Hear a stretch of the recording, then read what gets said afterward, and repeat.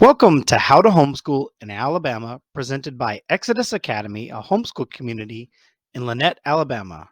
My name is James, and I'm here with my wife Leah to go over some of the things you should know about homeschooling in Alabama.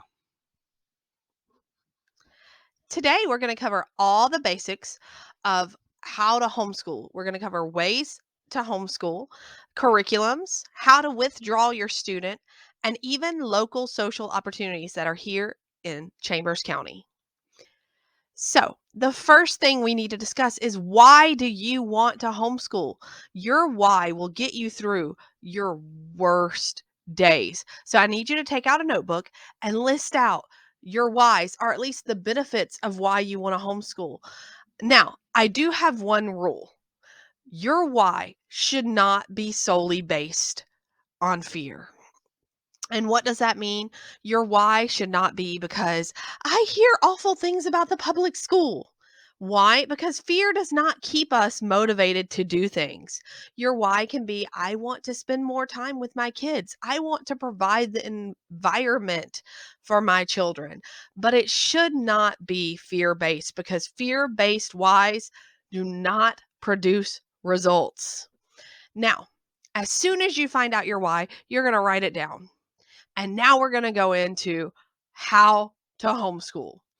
Now, in Alabama, there are three options to school at home: virtual public school, homeschool with a cover, and homeschool without a cover. Now, the first option, virtual public school. All the homeschoolers are going to shun me for listing this in a homeschooling thing. But here's the thing, it is homeschool because you homeschool at home, but legally, this virtual public school is not the same as homeschooling. You are enrolled in a school, so you will have to follow their rules, their curriculum, and they will issue the diploma. So, legally, anything else for the rest of this whole presentation does not apply to you until the social opportunities at the end. But virtual public school is a valid option if you need lots of support, if you need lots of accountability, if you want live teachers. All of these are things that some families want, and it works for them. The curriculum's provided. Our local county school has a virtual public option that you could take an opportunity of, and you still get the social opportunities of being a homeschooler. You just won't get all the freedom of homeschooling. And again, legally, this is not homeschooling. So all the laws that I'm about to discuss does not apply to this option. Now, the two options to homeschool in Alabama: you can homeschool with a cover school. These are often called umbrella schools, or you can homeschool just independently on your own. Homeschooling with a cover is essentially legally saying you are homeschooling with under a church school or a private school. So, you are legally homeschooling as a church or a private school. Um, your name will be listed and submitted to general attendance, Secretary of State, and all that as if you were ho- homeschooling with a private, right? Now, with the cover school, you will have to submit attendance, grades. Some of them have certain curriculums you have to use. Now, in the 90s, homeschooling with the cover was the only way you could homeschool. This changed in 2014. It changed due to a constitutional amendment that we have on this screen. But thanks to that constitutional amendment, you as a family, you as a person can actually become the school for your child, which means you don't have to submit any paperwork to anybody. You can do whatever you want. Alabama is truly the wild, wild west of homeschooling. You can do as much or as little as you want. So, homeschooling, essentially, you literally become the school. You are the admin. You will create the diploma, the transcripts. You are in charge of everything: the curriculum, the education. literally everything is in your responsibility. This can be really overwhelming or really freeing for new homeschool parents. Okay. Now, if you chose the virtual public school option, our first option, when you go to withdraw your child from school, you're going to go to their school or the Board of Ed, and you're going to go to the school and you're going to ask for a transfer. And your school will help you transfer the paperwork. And that's all you have to do. It's super easy. No worries. You just have to either most of the time you will have to be accepted into the virtual public school first before you go for a transfer. So make sure you apply before you go. Now, if you are not using the virtual public school, if you are homeschooling with a cover, you will go and find your cover. There are lots of options in this area. There are Oaks, there's Lakeview, there's well, it's Discovery with the Oaks Church and stuff. But anyways, there are a ton of options. And there's also a free one that covers the whole state of Alabama called Honor School of Alabama. You are going to go and you're going to find your cover and you're going to go ahead and apply. Upon acceptance with your cover, you will go to your child's school or the Board of Ed and request to withdraw. Now, when you withdraw, there is a paperwork. There's paperwork. It's one worksheet. And on that worksheet, they will put withdraw/transfer to homeschool, and you will put your cover school's information down. And you will say, any further questions you have concerning my homeschool, you can deal with my cover school. Now, if you are just homeschooling independently without a cover, you're going to go to your child's school whenever you want. You will say you are withdrawing to homeschool. You will write homeschool, or you can create a school at your home. So you can name it. You can name it Excelsius Academy or Smith School of Gifted Children or whatever. So you can put that name down with your address and your phone number because you are the admin. You are the new head of school for your students. So you would just write homeschooling and do that. You do not have to submit curriculum or anything else for approval unless, here's the big unless, you are using school services, whether that is special ed services or athletics. Then it is up to the school to decide what they want from you. Now, we have so much freedom in homeschooling, but what if we want to re-enroll at any point in time? Unfortunately, our freedom does come with some drawbacks. Thanks to being able to do essentially whatever we want, our schools do not have to accept any credits whatsoever from homeschooled students or from accredited schools. And you will hear a lot of people will only want to use accredited schools because they think their credits will transfer. This is not a guarantee that their credits will transfer at all. And most of the time, they actually don't. So, what's going to happen if homeschooling is temporary? Your child will take a placement test upon returning, and that placement test will determine what grade they're in. Now, if you are returning with a high school student, it might just be easier to continue homeschooling because if say you're returning with an 11th grader, if they don't want to take those 9th and 10th grade credits, that just put your student back 2 years. So maybe you can dual enroll at a local community college. That is a thing. Or figure out another route. But this is something you should consider when you're wanting to homeschool. Now, how does it look different? That is where curriculums come in, our homeschool methods. We're going to go over some different homeschool methods. A very popular one is the unschooling method. Unlike the name, unschooling is actually school. This method is just about following the interests of the child And, some days it might look like scrolling YouTube down a rabbit hole all day long.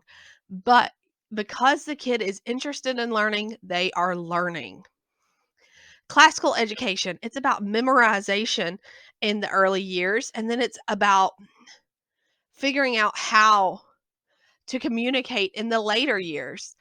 And there are curriculums that go along with that. A popular co-op in our area that's classical is Classical Conversations, and it's located in Auburn and Opelika. And there's, I'm sure, many others um, places that have classical conversations, but just off the top of my head. Now, another homeschool method is the school at home method. This is literally bringing the school classroom at home. This often does not work well with every student because often we pull our kids out of school because they don't fit in this box. So, I want to go ahead and warn you, if you use this method and it doesn't work, try a different one. But it also can be a really, really great method if it works for you. So, this school at home method, it's like bringing the classroom home. Abeka, Easy Peasy, Bob Jones, all of these are the school at home methods. Charlotte Mason is my personal favorite. It's what we use in our home. It's all about shorter, varied lessons. It's about understanding ideas and not memorizing facts. In fact, our curriculum is listed on there. We use a gentle feast and we promote it highly. If you ever want a link for that, holler at me. We love Charlotte Mason. It's all about living books, and I could talk about it all day, but I want to keep this short and continue on to the other homeschool methods. So, unit study. Unit studies are literally studies that cover every subject. You mostly will see these in elementary students, but you might have a unit study on the human body. And so that'll cover your science, and then you'll read about something with a scientist for history in this unit study. And then you might count bones for math or, something like that. So it covers all the subjects, but you're diving deep into one. Another thing you are going to want to consider here is cost and what fits in your budget and which homeschooling method is going to fit the best in your budget. Now, that doesn't mean that you are limited to only this or that. It just means that you may have to look at different ways of getting your stuff in order to do your homeschooling. For example, if you want to do the school at home, then you're probably going to be looking online for used curriculum, used Abeka, used notebooks, things like that, that are going to help you be able to get the materials you need. If it's Charlotte Mason, I know personally we spend hours and hours every year looking up books on secondhand book sites, A books, second sale, etc., finding the books we need, or one of the best ways to find curriculum, and if you're new to this, my biggest suggestion is join a homeschool community in your area. If you're listening this outside of the Chambers County area, you'll be able to find it. If you're in this area, there are several homeschooling sites on Facebook, several homeschooling groups. But the biggest thing you're looking for is that near the beginning of the next semester, homeschool families are looking to curriculum dump. They're looking to get rid of everything old that they don't need anymore. Or if they've had their kids graduate, they're looking to get rid of just everything, make some room on the shelves. Great time, great way to find the things you need that are going to be discounted. You can also find discounted curriculums, discounted books, discounted supplies on the internet. You just have to look around for it. But don't think that because you are maybe limited in your budget that you're locked in to just a certain type of homeschooling method. The library, of course, is a great place. YouTube is going to be a great place. There's online sites, Khan Academy. Um, a lot of YouTube is going to be very helpful in this as well. But just because you're on a limited budget, if you are, it doesn't mean that you can't get the things that you need to be able to start off. You may not be able to get the top end of everything, of course. I mean, we don't get the top end of everything, but you're going to be able to get started. You're going to be able to get going with what you need. It's just going to take a little bit of work to find what you're looking for. And we actually wrote an ebook exactly about that you can find on our website, homeschoolexodus.com. Click under resources, and there is an ebook there that is called How to Homeschool for Under $100 or something like that. We wrote that a year or two ago, and it still applies. We update it quite often. So if budget is an issue, go and get that ebook. Now, homeschool methods. There are so many more methods that I am not covering in this presentation because I don't want to keep you here all day. So, just to kind of give you a glance, these are some that are popular in our area, something for you to think about. And now we're going to keep discussing curriculum. Now, curriculum is the paperwork that your student does for school every day. So, when you think of school, you think of a student at a desk filling out worksheets or a workbook. That is what we in the homeschool world call curriculum. The curriculum is going to be based on your method of homeschooling. Your method of homeschooling will determine what curriculum will work best for you. Now, I always encourage you to start off with a cheaper curriculum. And then as you find out what you like, adjust. That whole saying of ready, fire, aim is how I look at curriculum. Find one, try it, and if you absolutely hate it in 2 months, then change it. But kind of start on the low end, and then as you find out what you like and what you need, then you can kind of upgrade, then you can kind of spend more, or you can always stay in the budget curriculum area. We generally do just because I'm a budget person. So, ready, fire, aim. Just find one and grab it. There is no one size fits all curriculum. If you go on any homeschool group in America and type, "What's your favorite curriculum?" you will get a list of at least 30 different curriculums. And not all of them will work for you. And then you'll get curriculums that other people hate and they comment and they're like, "This one didn't work for me." And the other one's like, "Oh, it works great for my family." Just choose one and go for it.